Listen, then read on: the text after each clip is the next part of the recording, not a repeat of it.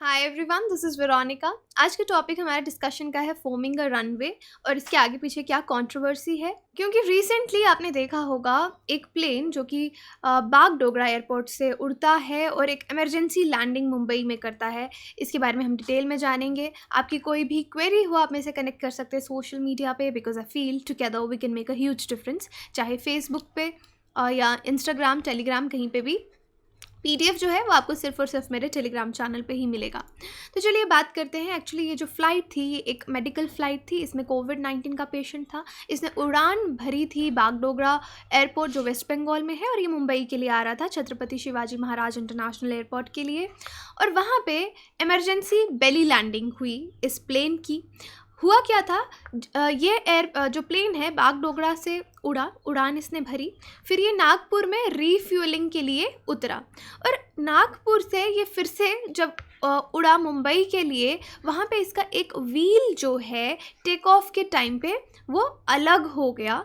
Right, तो wheel is important क्योंकि जब भी एयरपोर्ट पे लैंडिंग होगी ये व्हील्स लैंडिंग गियर उतरेगा तभी आपकी लैंडिंग प्रॉपर्ली हो पाएगी, और अगर व्हील नहीं है तभी उसका इमरजेंसी बेली लैंडिंग करवाना पड़ा। अब एक सीआईएसएफ पर्सनल थे, क्योंकि एयरपोर्ट्स पे आपने देखा हो पैरामिलिट्री के जो सीआईएसएफ फोर्स है उनकी ड्यूटीज़ रहती हैं। तो सीआईएसएफ के पर्सनल थे जिन्होंने रनवे 32 पे नोटिस किया कि जो एक व्हील है इस प्लेन का वो अलग हो चुका है, और उन्होंने इमीडिएटली नागपुर जो एयर ट्रैफिक कंट्रोल था सिस्टम एटीसी को वहाँ पे इन्फॉर्म किया, अलर्ट किया क्रू को कि इस तरह से व्हील अलग हो चुका है। अब ये एयरक्राफ्ट जो था ये मुंबई के लिए आ रहा था। अब जो पायलट थे, क्योंकि हमेशा इस तरह की लिए इनको बहुत अच्छे से पायलट्स को ट्रेन किया जाता है, उन्होंने अच्छे से फ्यूल जो है वो बर्न कर दिया कि एक्स्ट्रा फ्यूल प्लेन में ना रहे, क्योंकि उससे आग लगने के चांसेस हो सकते हैं। क्योंकि अब उनको समझ आ गया था कि उनको क्रैश लैंडिंग करनी है, प्रॉपर लैंडिंग नहीं हो पाएगी। तो पायलट्स ने क्या किया था, सर्कल्स जब भी लैंडिंग से पहले उन्होंने जो फ्यूल है प्लेन का वो ख़त्म कर दिया था ताकि फायर के चांसेस बिल्कुल ख़त्म हो जाएं। और अब उसके बाद क्या होता है, इंडिया में पहली बार एक यूनिक चीज़ होती है कि मुंबई एयरपोर्ट ऑफिशियल्स पूरा जो रनवे है जहाँ पे प्लेन उतरता है, लैंडिंग होती है, उस पर स्प्रे करते हैं फोम की, एक झाग जैसे आप कह सकते हैं। पूरे रनवे पे फोम को स्प्रे करते हैं। जब जैसे ही जो प्लेन है वो लैंड करता है उससे पहले उन्होंने रनवे को रेडी रखा है फोम पाथ से। अब ये फोम पाथ क्या है और ये क्यों किया जाता है? एविएशन सेफ्टी प्रैक्टिस का एक तरीका है। यहाँ पे पूरे रनवे पे फोम से उसको आप कह सकते हैं भर दिया जाता है, स्प्रेड कर दिया जाता है, ताकि हम फायर, आग लगने से बचा पाएँ। जब भी क्रैश लैंडिंग होती है तो प्लेन से बहुत सारे लिक्विड्स होते हैं एयरक्राफ्ट से जो लीक आउट होते हैं। जैसे ही ये लिक्विड्स लीक आउट होंगे ये वेपर की फॉर्म में उड़ने लगेंगे, वेपर की फॉर्म में ऊपर जाएंगे, और ये बहुत ही इन्फ्लेमेबल होते हैं, एकदम से हाईली एक्सप्लोजिव होते हैं, फायर कैच कर लेते हैं। तो इस चीज़ को रोकने के लिए रनवे को फोम से यहाँ पे स्प्रेड फोम जो है वो स्प्रेड की गई। तो ऐसे केसेस में ये जो वेपर्स बनते हैं इस हाईली इन्फ्लेमेबल लिक्विड्स के, इसको आप कैसे रोक सकते हैं?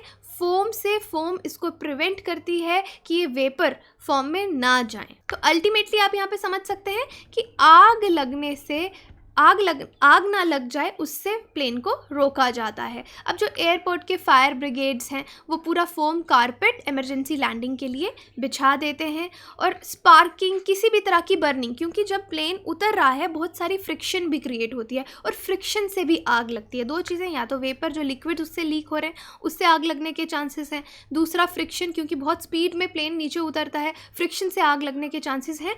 तो दोनों चीज़ों को यहाँ पे रोका जाता है फोम स्प्रेड करके। और वहाँ पे जितनी भी फायर ब्रिगेड्स थी वो भी आ चुकी थी, ताकि अगर कोई भी इस तरह का इंसिडेंट होता है तो एकदम से आग लगने से प्लेन को बचाया जाए। लेकिन इन फोम पाथवेज पे कुछ कंसर्न्स भी हैं। ये कंसर्न्स क्या हैं? ओरिजिनली जब ये आइडिया शुरू में आया होगा कि फोम पाथवे यूज़ किया जाना चाहिए इमरजेंसी लैंडिंग्स के लिए, लेकिन बाद में इस प्रैक्टिस को डिस्करेज कर दिया गया इंटरनेशनल लेवल पे। United states federal aviation administration, जिसको हम FAA बोलते हैं, उन्होंने रिकमेंड किया कि इमरजेंसी लैंडिंग्स के लिए 1966 में फोम पाथ्स यूज़ करने चाहिए, लेकिन इस रिकमेंडेशन को 1987 में उन्होंने वापस ले लिया, ये रिकमेंडेशन वापस ले ली, लेकिन इसका यूज़ मना नहीं किया। ऐसा नहीं है कि उसको बैन कर दिया, बार कर दिया कि आप बिल्कुल यूज़ नहीं कर सकते, बट रिकमेंडेशन को वापस ले लिया, क्योंकि इस तरह की बहुत सारी रिसर्च थी जो ये दिखाती थी कि फोम का कुछ खास फ़ायदा नहीं है, कि आग लगने से बचाएगा ही बचाएगा या कुछ और बेनिफिट।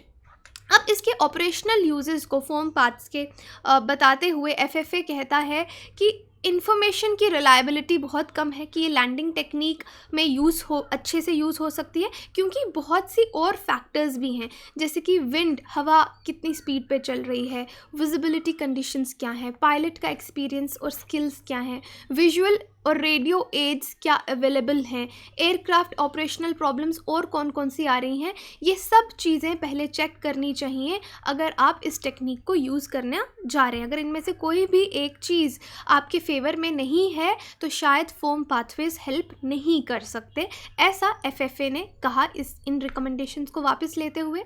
और उसके बाद और भी जो डेटा अवेलेबल है, इमरजेंसी लैंडिंग्स जब भी होती हैं फिर इस पर प्रॉपर रिसर्च होती है, तहकीकात की जाती है कि कहाँ पे प्रॉब्लम थी, तो उससे जो भी डेटा अवेलेबल है वो हमको दिखाता है कि अगर हम फोम शो अप्लाई कर रहे हैं तो कुछ सिग्निफिकेंट रिडक्शन नहीं हो रहा, मतलब इसका कुछ खास बेनिफिट नहीं है। इन शॉर्ट अगर हम कह लें, क्यों बेनिफिट नहीं है, क्योंकि रिजल्ट्स हमको दिखाते हैं कि जो फोम है वो फ्यूल वेपर्स बनने को नहीं रोक पाती, और वेपर्स जो हैं तो भी आपके एटमॉस्फेयर में चले जाते हैं। उसके बाद जो आपका इंटरनेशनल सिविल एविएशन ऑर्गेनाइजेशन है वो भी फोमिंग को रिकमेंड नहीं करता।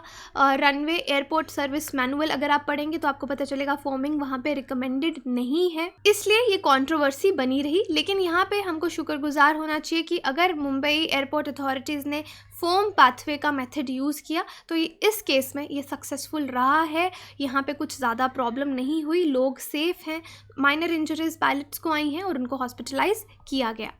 अब इंडिया में हम एयर सेफ्टी की बात करते हैं।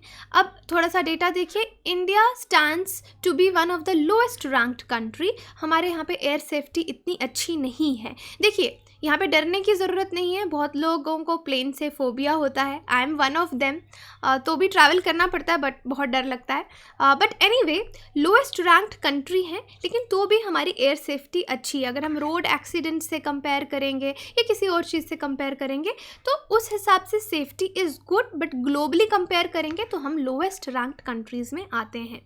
इंडिया उन 15 कंट्रीज़ में से है जिनका स्कोर टारगेट रेट से काफ़ी कम है, मिनिमम आप कह सकते हैं, below the minimum target rates. और रिपोर्ट ये बताती है इंडिया का स्कोर डिक्लाइन हुआ है, नीचे गिरा है 65.82 से 57.44 जो भी लास्ट सर्वे किया है। अब इंडिया में एयर एक्सीडेंट्स के मेजर रीजंस क्या हैं?